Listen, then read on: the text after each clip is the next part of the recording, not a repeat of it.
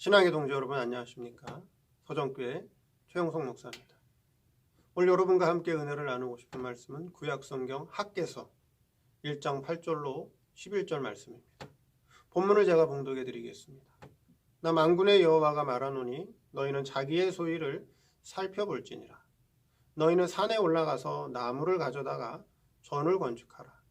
그리하면 내가 그로 인하여 기뻐하고 또 영광을 얻으리라. 나 여호와가 말하였느니라. 오늘 말씀 제목은 산에 올라가 나무를 가져다가 전을 건축하라는 제목으로 말씀을 증거하도록 하겠습니다. 학개서의 전체 주제는 성전 재건입니다.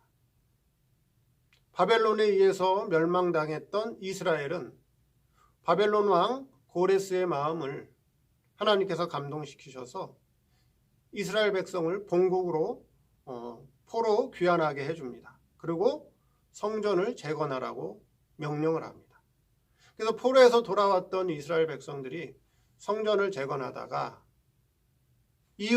이웃나라, 이웃 주민들, 즉 사마리아인의 방해로 성전 짓는 것을 멈추게 되는데 무려 14년 동안이나 성전 짓는 것을 멈추게 됩니다. 하나님께서는 학개 선지자를 통해서 다시 성전을 재건하라고 촉구하십니다. 그리고 역사적으로 이 성전은 수룹바벨 성전이 되겠죠.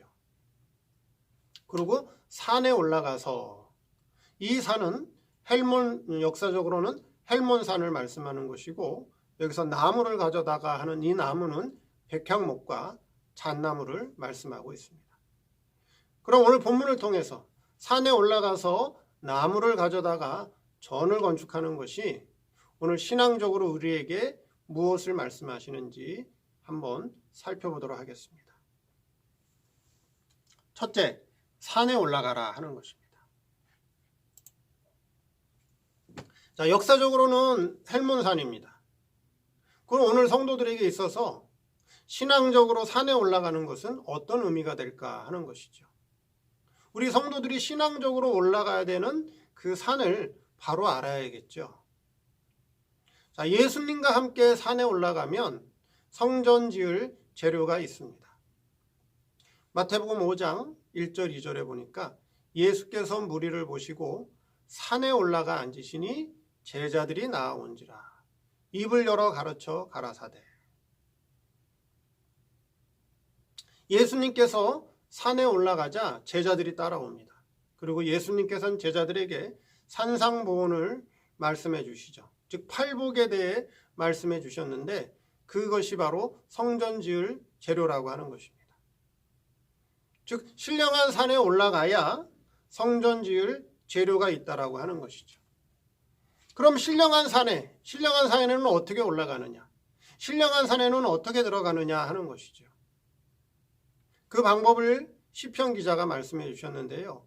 시편 24편 3절 4절에 여호와의 산에 오를 자 누구며 그 거룩한 곳에 설 자가 누군고 곧 손이 깨끗하며 마음이 청결하며 뜻을 허탄한 데 두지 아니하며 거짓 맹세치 아니하는 자로다. 손이 깨끗하고 마음이 청결하고 뜻을 허탄한 데 두지 않고 거짓 맹세치 아니하는 그 사람은 지금 어디서 사는 거예요? 산에 올라갔다 있는 거죠. 산에 올라갔다. 산에서 생활하고 있다라고 하는 것입니다. 그러면 손이 깨끗한 것이 무엇이냐 하는 것이죠. 첫째, 그럼 손이 깨끗한 것이 무엇이냐? 손이 깨끗하다라고 하는 것은 그가 하는 일을 말씀하는데요. 그가 하는 일을 깨끗하게 했다라고 하는 것입니다. 바르게 했다, 정직하게 했다는 것입니다. 그래서 돈을 벌어도 깨끗하게 돈을 벌 수가 있고 더럽게 돈을 벌 수도 있습니다.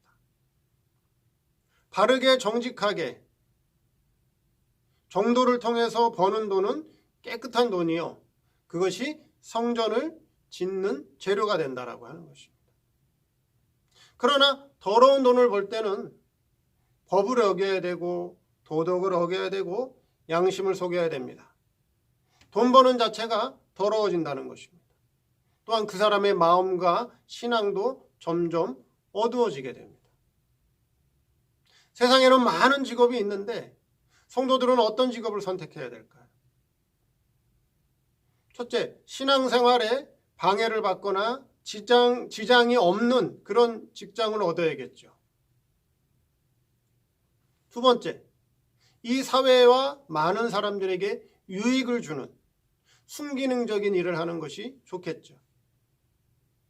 그래서 신앙생활하는 데 지장이 없고 신앙을 통해서 일을 통해서 다른 사람들에게 유익을 주는 그런 순기능적인 일을 한다면 그 사람의 손은 깨끗한 것이고 그 돈 버는 것 자체가 신앙이고 그것이 산에서 생활하는 거다 하는 것입니다. 두 번째는 마음이 청결해야 된다 그렇게 말씀하고 있습니다. 우리 성도의 마음 가운데 가장 깨끗하고 가장 청결한 부분이 있습니다. 그것이 무엇이죠? 바로 양심이라고 하는 것입니다. 양심은 누가 가르쳐 주지 않아도 옳고 그른 것을 판단하는 기관이에요.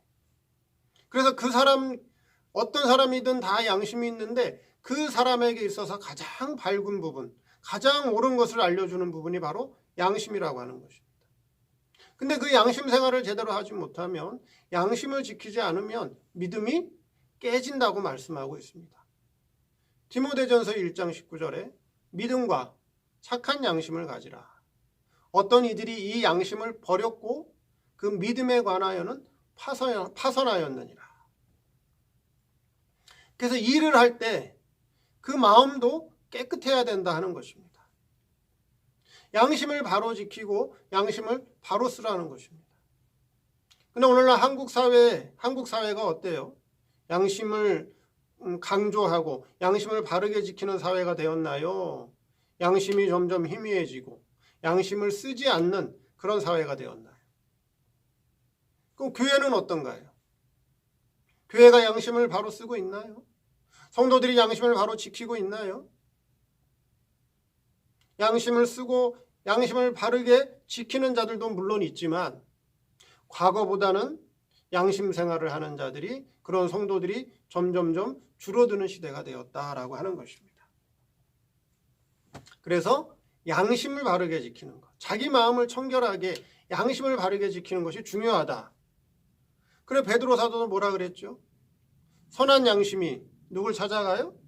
선한 양심이 하나님을 향해 간다. 하나님을 찾아간다. 그렇게 말씀하고 있습니다. 양심 생활을 바르게 하는 것이 지금 어디서 생활하는 거예요? 어디 오른 거라고요? 산에 올라갔다 하는 것입니다. 세 번째, 뜻을 허탄한 데 두지 아니한다 하는 것이죠. 신앙의 목표, 신앙의 뜻을 바로 정하고 살아가라는 것입니다.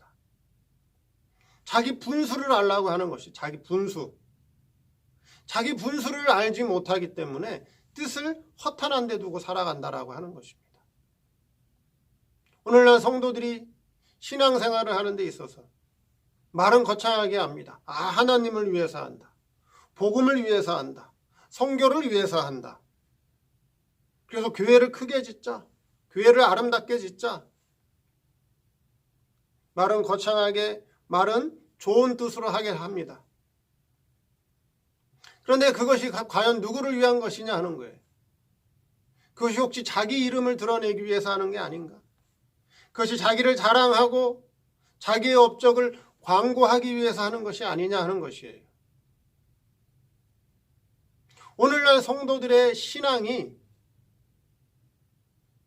허탄한 곳에 두고 신앙생활을 하지 않느냐 하는 거예요. 바른 신앙의 목표와 바른 신앙의 뜻을 정해놓고 내 뜻이 아니라, 내 목적이 아니라 하나님이 내게 대한 뜻과 목적이 무엇인가를 바르게 깨닫고 바른 신앙의 목표를 두라고 하는 것입니다.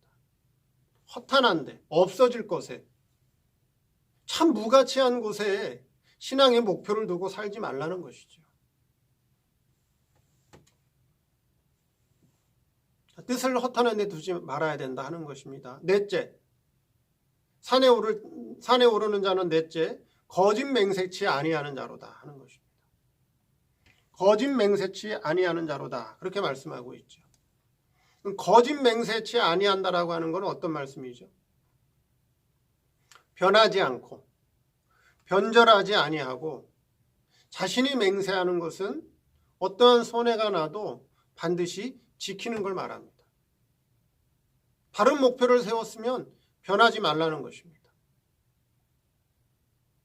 바른 목표를 세웠으면 중단하거나 꺾이거나 변하지 말라는 것입니다.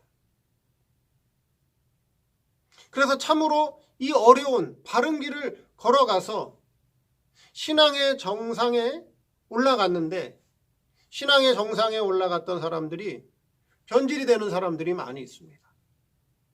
왜 변질이 될까요?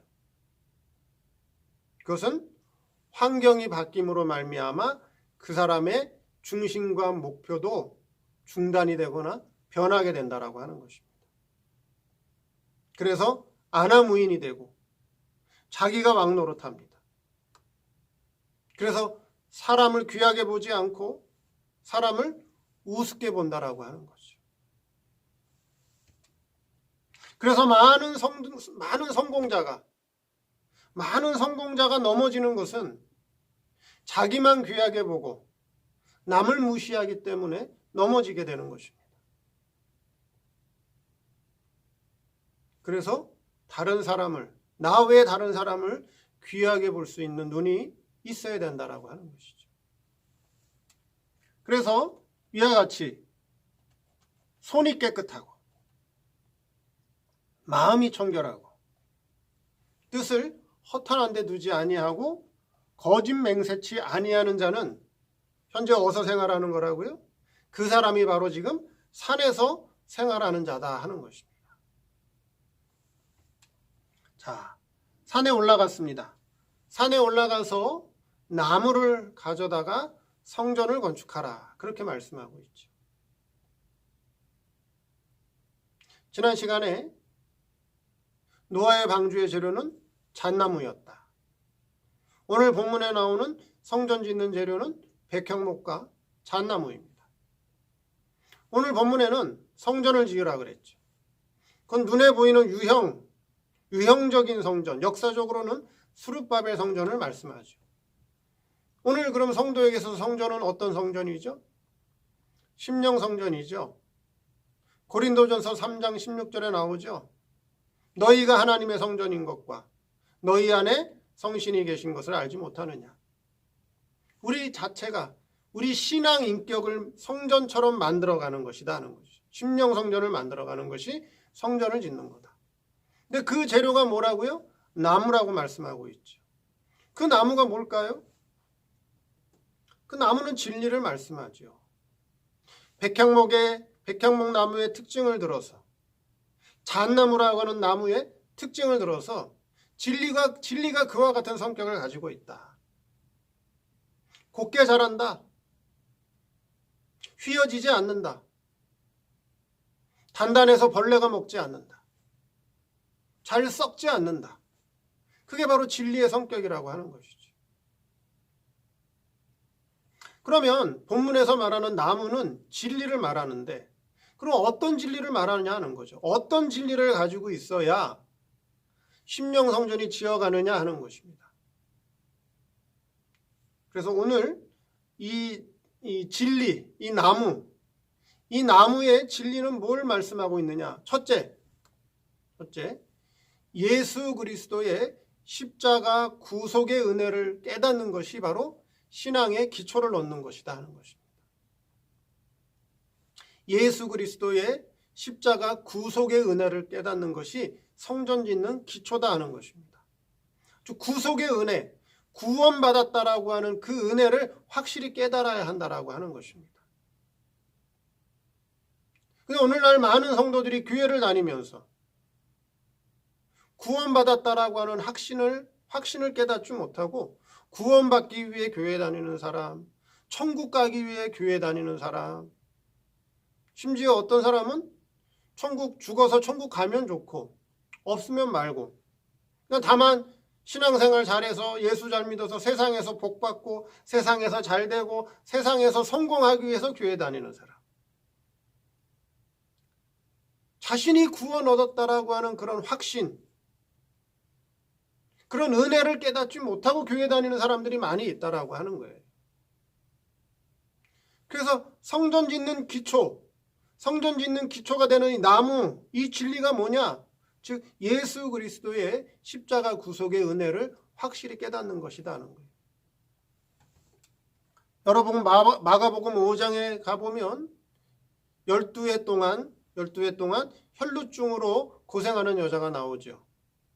혈루증이라고 하는 게 뭐예요? 피를 쏟는 거예요.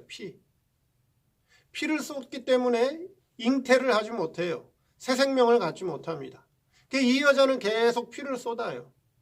그래서 그 병을 낫고자 많은 의원을 찾아갔지만 결국 낫지 못해요. 돈만 허비하고 시간만 허비하고. 그러나 누구를 만나서 혈루증이 낫게 되죠? 예수님을 만나 혈루증이 낫게 됩니다. 그 혈루증 병이 무슨 병이에요? 피를 쏟는 병이 무슨 병이냐 하는 거예요. 그 병은 바로 예수님께서 그 여자를 위해, 예수님께서 우리를 위해 십자가에서 보혈의 피를 흘려주셔서 우리를 구원해 줬는데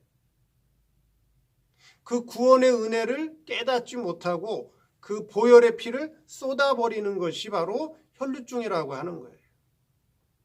예수 그리스도의 보혈의 피, 그 구원의 은혜, 그 은혜의 피가 우리 성도 속에서 잘 돌아야 그 신앙이 건강한 건데 구원의 확신이 없다 보니까 구원받은 그 은혜를 깨닫지 못하니까 피를 자꾸 쏟는 거예요. 신앙생활 잘하고 신앙생활 열심히 할 때는 은혜 받은 것 같고 구원 얻은 것 같다가 은혜를 받지 못하고 신앙이 시험이 들면 아이고 이거 구원에서 탈락되는 거 아니야? 지옥 가는 거 아니야? 자꾸 구원이 흔들린다라고 하는 거예요. 그게 바로 혈루증병이라고 하는 거죠. 구원은 사람에게서 난 것이 아니에요. 구원은 내가 열심으로 믿어서 구원 얻는 게 아니에요. 구원은 하나님의 주권이에요. 하나님의 은혜의 선물이라고 말씀하고 있죠. 에베소서 2장 8절에. 우리를 은혜로 구원시켜 주셨어요. 그 구원은 이미 창세전에 하나님께서 예정하셨다고 그랬어요. 그래서 예수 그리스도의 십자가 구속의 은혜를 깨닫는 것이 바로 성전 놓는 기초다. 그것이 나무다 하는 거예요. 진리다 하는 거예요. 두 번째, 예수 그리스도 안에 있는 진리의 깨우침을 받는 것이 신앙의 기둥이다 하는 거예요. 진리의 깨우침을 받는 것이 중요하다. 그렇게 말씀드렸습니다. 우리가 말씀을 들을 때 이성을 통해 지식으로 받을 때가 있어요. 그리고 말씀에 깨우침을 받을 때가 있어요. 이성을 통해 지식으로 받을 때는 지식 창고에 쌓여만 갑니다. 그것이 내 인격이 되지 못하고 내 생활로 나오지 못해요. 지식은 사람을 교만하게 할 뿐이에요. 그러나 말씀을 들을 때 깨우침으로 받게 되면 어떠한 일이 생기는가? 첫째는 내 마음이 밝아집니다. 내 마음이 밝아지면서 내 마음에 기쁨과 감사가 넘치게 됩니다. 그게 바로 깨우침으로 받는 거예요. 여러분 마태복음 25장에 보면 열처녀 비유가 나오죠. 그 열처녀 비유가 다 뭘 가지고 있어요? 등불을 가지고 있죠. 그 등불이 바로 뭐예요? 진리의 깨우침을 가지고 있다라고 하는 거예요. 진리의 깨우침을 가지고 있으면 내 심령이 밝아집니다. 옳고 그른 것을 분별할 줄 알아요. 근데 이성을 통해서 지식 창고에 쌓아놓으면 지식으로만 알고 있으면 모든 것은 판단할 수 있지만 자기를 보지 못해요. 자기를 보지 못하고 다른 사람만 보게 됩니다. 교만해지게 되고 다른 사람만 보고 판단만 하는 자가 된다 하는 것이. 그래서 예수 그리스도 안에 있는 진리의 깨우침을 받는 것이 바로 신앙의 기둥이다라고 하는 거예요. 그래서 깨우침으로 받는 것이 참으로 중요하다 하는 거죠. 그 열처녀의 비유에서 열처녀들이 다 등불을 가지고 있었어요. 다 깨우침이 있었어요. 다만 기름이 있느냐 기름이 없느냐 그 차이죠. 세 번째 마지막으로 신구약 성경에 감추어 있는 은밀 계시를 깨닫는 것이 바로 들보가 된다, 대들보가 된다 하는 것입니다. 신구약 성경에는 하나님의 은밀 계시가 감춰져 있습니다. 성경은 단어의 뜻이 있고 문맥의 뜻이 있고 문장의 뜻이 있고 또 역사적 배경의 뜻이 있고 법적이고 도덕적인 교훈이 있습니다. 그러나 그건 은밀 계시가 아니라 그건 표명 계시입니다. 그 표명 계시 속에 하나님의 뜻, 하나님의 아버지께서 성도들을 향하신 구원의 뜻이 숨겨 있는데 그게 바로 은밀 계시라고 하는 것입니다. 표명 계시를 통해서 은밀 계시를 깨달아서 그 깨달은 은밀 계시를 통해 하나님과 신령한 교제를 나누는 것이 바로 성전 짓는 들보가 된다는 것이에요. 들보. 그래서 오늘 본문을 통해서 산에 올라가 나무를 가져다가 성전을 건축해라. 그래서 산에 올라가는 방법이 뭐냐? 어떻게 해야 산에 올라갈 수 있느냐? 그리고 그 나무라고 하는 것은 진리인데 구체적으로 어떤 진리를 말씀하고 있느냐? 그래서 그 진리를 통해서 우리의 심령 성전을 지어가는 방법에 대해서 오늘 말씀을 드렸습니다. 이 말씀을 통해서 신령한 산에서 생활하며 신령한 진리를 통해서 심령 성전을 잘 지어가는 저 여러분 되기를 바랍니다. 감사합니다.